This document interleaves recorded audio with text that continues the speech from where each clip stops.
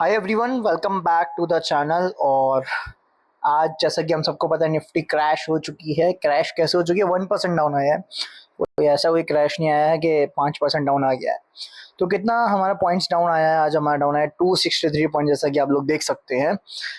Almost top से जो हमारा भी निफ्टी वापस से टॉप बना रहा था, लाइफ टाइम हाई बना रहा था। ठीक है, अब इसके पीछे के रीजंस क्या बताए जा रहे हैं, क्या चीज़ है, वो हम थोड़ा सा रिलेट करने का ट्राई करेंगे। बट उसके पहले मेरी एक रिक्वेस्ट है, चैनल को सब्सक्राइब नहीं किया है तो गाइस सब्सक्राइब कर देना, सो दैट मैं आप लोगों के लिए डेली एक और वीडियो लेके आ सकूं, आप लोग उसका बेनिफिट ले सकें। ठीक है, अब बात यहाँ पे क्या हो रही है कि भाई ये जो निफ्टी डाउन आया है ये इसकी वजह से आया है क्योंकि यूएस ने वापस से एक हम लोगों को धमकी दी है। हम यहाँ अगर गूगल पे जाए न्यूज़ पर, यहाँ पे यूएस ने धमकी दी है, more trouble for India, Trump backed bill threatens 500% tariffs over Russian oil. जैसा कि ट्रम्प साहब बहुत टाइम से बोल रहे हैं कि भाई रशियन ऑयल तुम खरीदोगे तो 25% ऑलरेडी लगाया था, उसके ऊपर 25% और लगा दिया, विच इज 50%। अब उन्होंने बोला है रशियन ऑयल खरीदते रहोगे तो हम तुम्हारे ऊपर 500% लगा देंगे।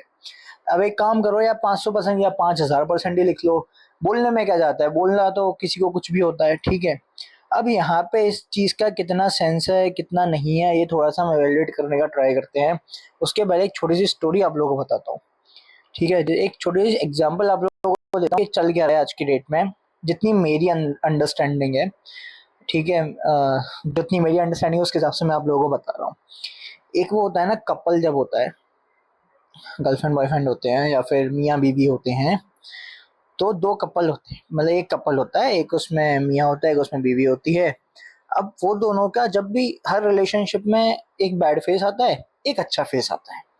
ठीक है, कभी ब्रेकअप होने वाला होता है, ठीक है, कभी सब चीज़ें अच्छी चल रही होती हैं तो पैचअप होने वाला होता है।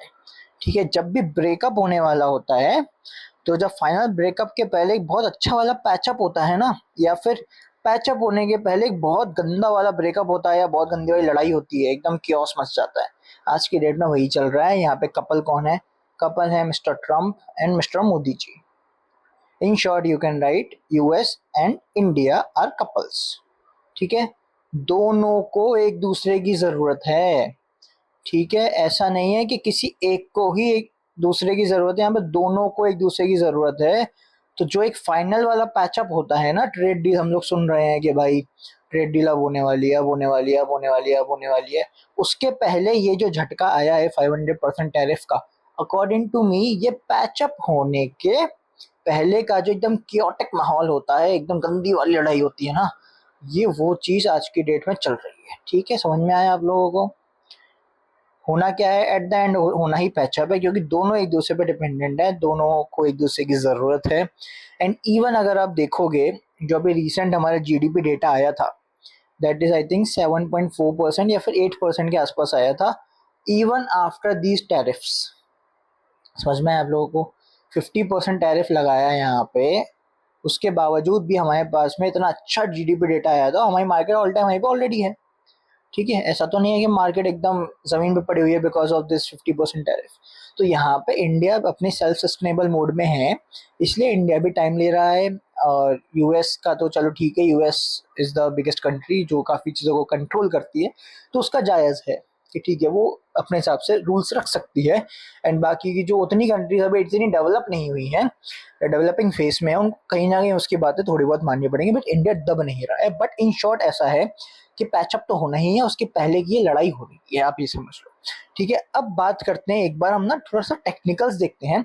इसके ऊपर मैंने वीडियो ऑलरेडी एक बार बनाई हुई थी, मैं आप लोगों को वापस से दिखाता हूँ। जब भी निफ्टी हमारा ऑल टाइम हाई पे जाता है वापस से, मतलब जैसे ये डाउन आया, जब से ये डाउन आया यहाँ से, फिर ये ऑल टाइम हाई पे गया, उसके बाद निफ्टी कैसे रिएक्ट करता है मोस्ट ऑफ द केसेस में, इसका हम एक बार बैक टेस्टिंग करते हैं। ठीक है, आप यहाँ पे देखो, जब हमारा निफ्टी सेम प्रपोर्शन में नीचे आया था, यहाँ से ये नीचे आया, देन ये ऊपर गया ऑल टाइम हाई के आसपास, थोड़ा सा इसने टाइम पास किया, आई थिंक 15-20 दिन या एक महीना इसने टाइम पास किया। उसके बाद क्या हुआ, यहाँ से एक फॉल आया, यहाँ से एक फॉल आया, कितने परसेंट का? अराउंड 9% का। यहाँ पे ऑलरेडी लिखा हुआ है, मैंने ग्रीन मार्क बना रखा है ऑलरेडी। यहाँ पे 8.89% का यहाँ पे फॉल आया प्रॉपर, आप लोग देख सकते हैं। ठीक है, ये चीज़ समझ में आई।